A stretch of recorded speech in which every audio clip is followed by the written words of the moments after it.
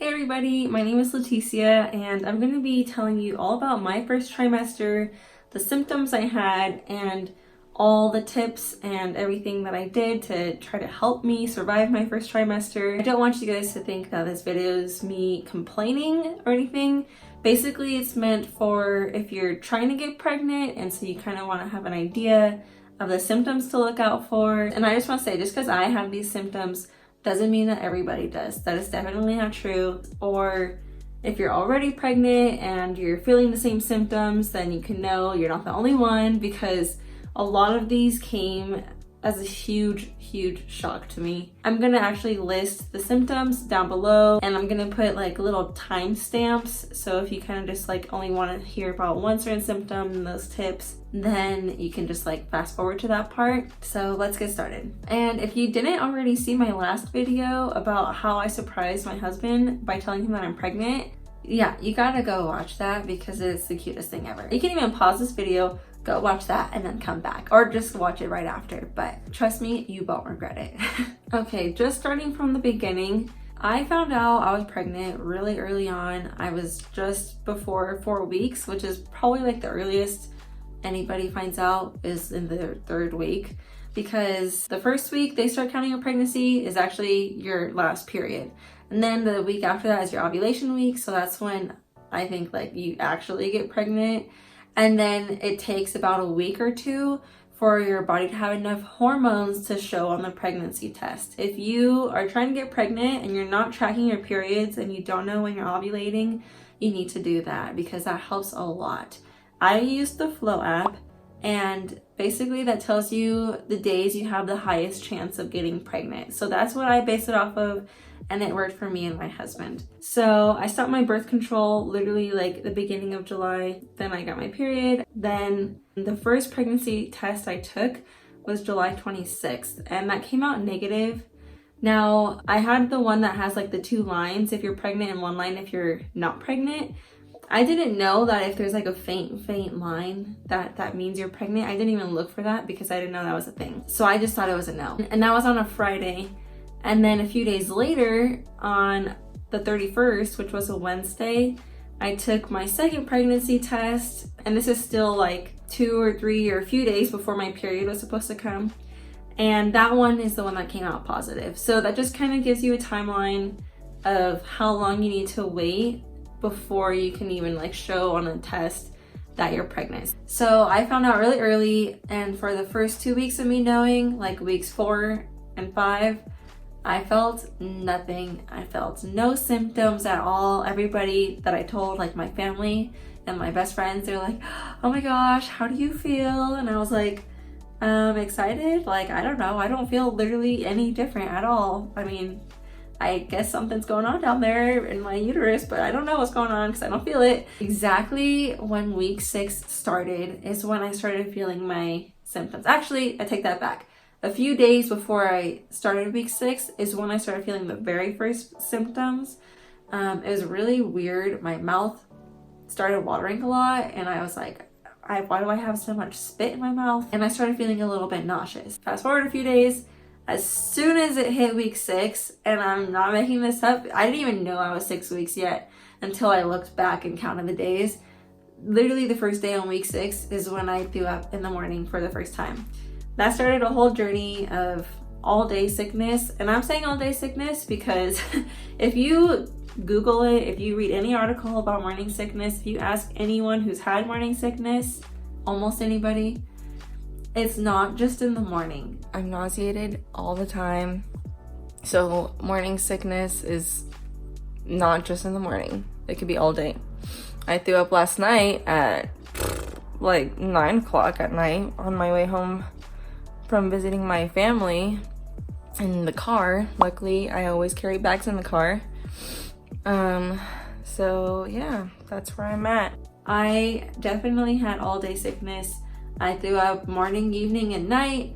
I was nauseous all day. So that's a term that I don't hear that I think we need to start saying. If you have all day sickness, don't say you had morning sickness, you had all day sickness. So the very first week or 2, like week 6 and 7, I mean, the first week of throwing up, those were the worst because I couldn't keep down anything. I literally would eat oatmeal, throw it up. I would eat 2 grapes and a cracker and throw it up. I could not keep down anything at all. And a lot of people were like, oh, well, if you just eat before you get out of bed in the morning, then you won't throw up. Well, for me and my body, that wasn't true. I just threw up all my cereal. My husband would bring me food, like in my bed. It would be oatmeal or something kind of like a little bit more bland, because I couldn't handle any flavor, or else it would automatically make me throw up. And I would eat, and then I would get out of bed, and I would just throw it right up. And I would eat, and then I would try to stay in bed for a little bit. And I'm like, oh, well, maybe if I stay in bed, I won't throw up. If I stood up, I would throw it up. Sometimes I would eat, and then I would go back to sleep, thinking maybe I could sleep it off. And then when I would wake up again, I would get out of bed and throw up. So I just realized, doesn't matter what I do, I'm gonna throw up when I get out of bed. And so since I figured that out, I would just throw up first, and then I would eat my breakfast because I wanted to keep my breakfast down.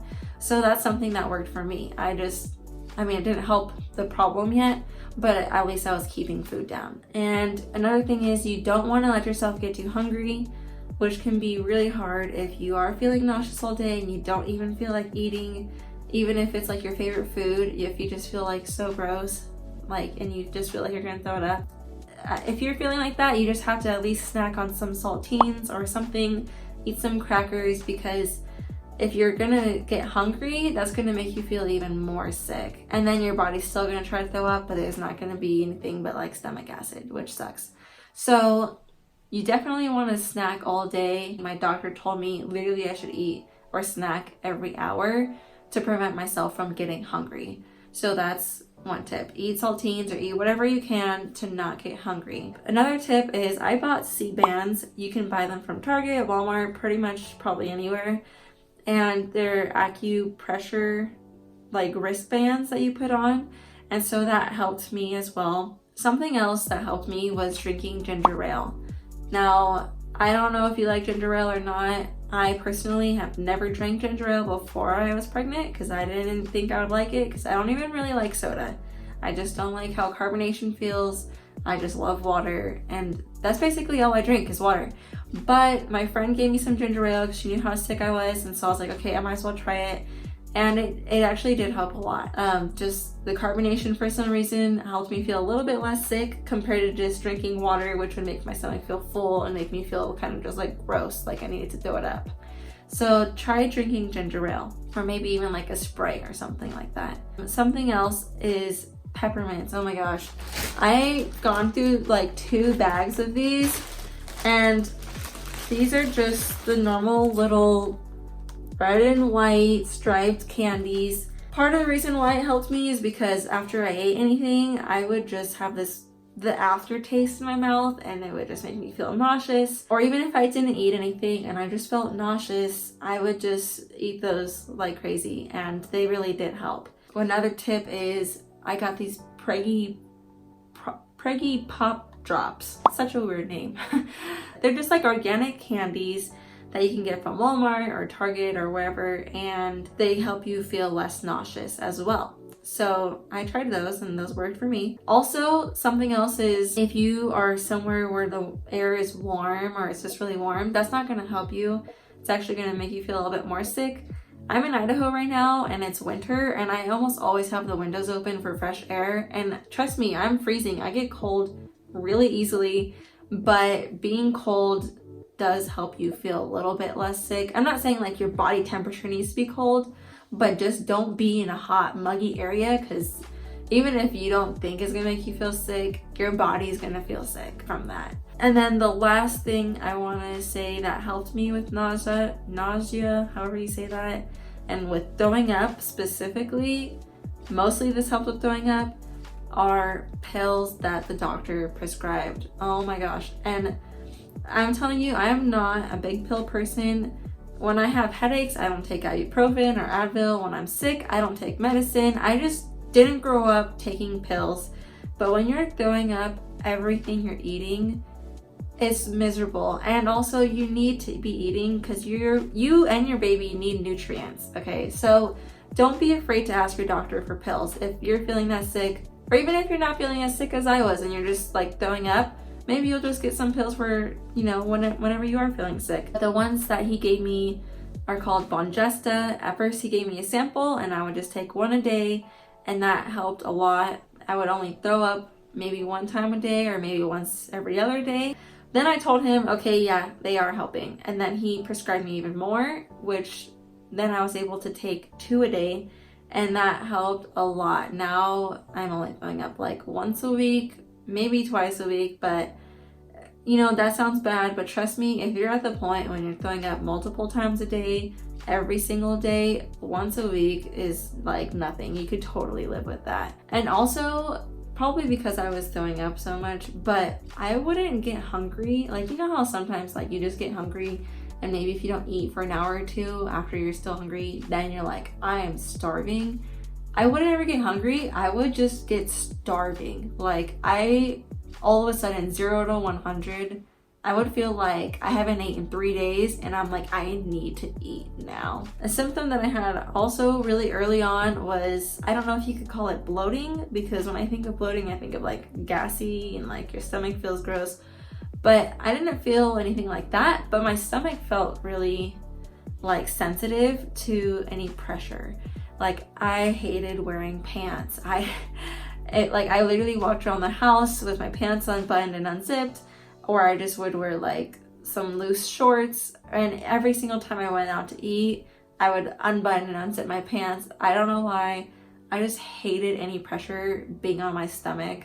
And it's not even because I gained weight, because I actually lost weight my first trimester because of how little I was able to eat and because of how much I was throwing up.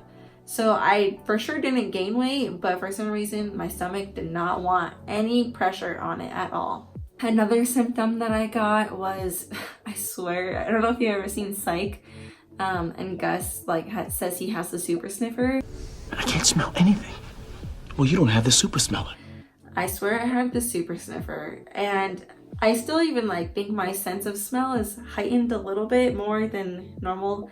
But in the beginning, when I was really nauseous and throwing up all the time, oh my gosh, I swear it's like a superpower that you don't want. You could smell anything and everything, and it's horrible because all it does is just make you feel more sick.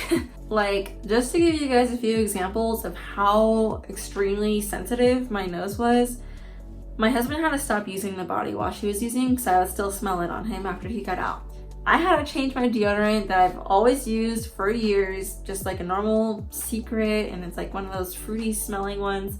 I had to get the sensitive, no scented deodorant, and this is the most extreme example. We went over to a friend's house for dinner, and all of a sudden I was like, it smells like some type of cleaner and it smells strong. And they were like, we don't smell anything. I'm like, well, it's coming from outside, or maybe you have an air freshener on. He's like, yeah, I do. So we closed the door, unplugged the air freshener, turned on the fan. We tried everything, and I was like, I could still smell it. I didn't know what it was.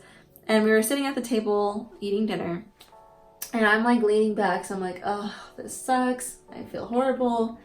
And every time I would lean closer to the table to take a bite or something, I would realize the smell would be stronger. And then I asked our friend, I was like, did you happen to clean your table off right before we came? And he was like, yeah, I just wiped it down with the Clorox wipe. And I was like, oh my gosh, that's what it is. And literally, even though he did that 2 hours before, that smelled so strong to me that it actually did make me throw up my dinner. So I was just amazed at how I could even smell that. I don't even know how that's possible. So that sucked. So I guess there's not really any tips for that, except for, if you gotta change your body wash and your deodorant or whatever you gotta do, just stay away from the smells that make you feel sick. Another symptom I had that totally took me by surprise was extreme fatigue. And when I'm talking about being super tired, you guys have no idea. I felt like I was dying. I'm 10 weeks and it's a little past 1:30 p.m. and I just can't get out of bed. I sleep so much sleep. Never slept so much in my entire life. And I can sleep a lot. I would literally sleep 11 or 12 hours a night, and I would still be tired all day, and most of the time I'd be so tired I would fall asleep again in the evening for a nap for like 3 or 4 hours. So most days I was sleeping more than I was awake, and I was like, oh my gosh, what's wrong with me? I'm like rotting away. I'm like hardly awake at all. And everybody was like, your body's making a baby, it takes a lot of work, and you just need to let your body sleep. And I'm like, are you sure this is okay? Like, they're like, yeah, it's okay, it's normal. I literally had no energy for a few weeks, and I'm not joking, like if I was able to brush my hair and shower in one day, that was like a huge accomplishment for me. I literally looked like a bum for so long because I would like didn't have energy to shower or brush my hair, and plus when you're feeling sick on top of that, like you don't care how you look. You're just trying to survive and eat. That's it. I mean, that's basically the only symptoms that I had. Like, it was really extreme. It was a struggle, I'm not gonna lie. So yeah, that's basically it. I hope you guys liked this video. I hope it was helpful. If you are feeling any of the same symptoms, go ahead and comment down below. Or if you have other tips that I didn't mention, then also comment those down below, because I never know, with your future pregnancies, it could be completely different, and I could be not sick at all next time, or I could be the same or worse, who knows. I just heard that they're different each time.